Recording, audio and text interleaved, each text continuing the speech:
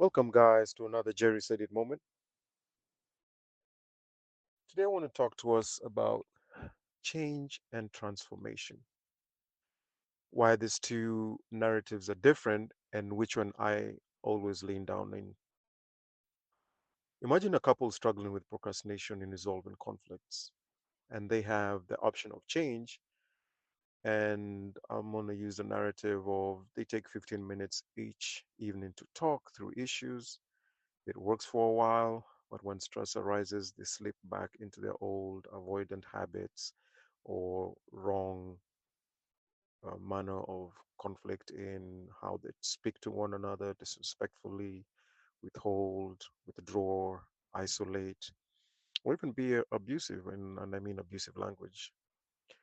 Or you have another couple who takes the transformation approach, and while they just only schedule tasks to do, like having that 50-minute talk, they realize that scheduling is a responsibility and they take responsibility for it.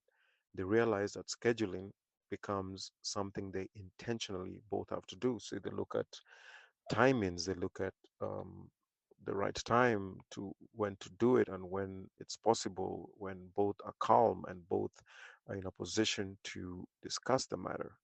And now they realize that having that time breeds connection. And now they also listen and look at conflict not as a sign of danger, but also a doorway to intimacy because you see the discussion as opportunities to grow closer. They're not threats, but the relationship dynamic is redefined in a way whereby we are two becoming one. And this is going to take intention. And even though we get upset with one another and conflict happens or inconsistency or um, things happen to bring um, what do you call it, a distraction, they intentionally work to make sure that the discussion happens. So, in my opinion, change is trimming the leaves out of weeds, and transformation would be at that point whereby you're pulling out the weeds, planting new seeds, and growing something new. I also like to look at a lot of the principles that I draw from the scripture. If you look at the book of Ephesians 4:22, it talks to us about some behavioral shifts that we may have. And I'll just quote it real quickly. Put off your old self, which belongs to your former manner of life and is corrupt through deceitful desires. This speaks of letting go of specific behaviors. Now let's look at a transformative uh, shift as well, which is also from the Bible, and it comes from Romans 12:2. Be transformed by the renewing of your mind, that you may discern what is the will of God. Now, if you look at these two scriptures, one deals with transformation, which is even a renewal of your identity, and one is towards change of action to correction. And putting out your old self is more of a change to bring in a new self of you, but you also have to realize that if you don't identify those deceitful desires you have, you will revert back because changing for the moment is just temporary, but transforming for renewal even gets to your identity.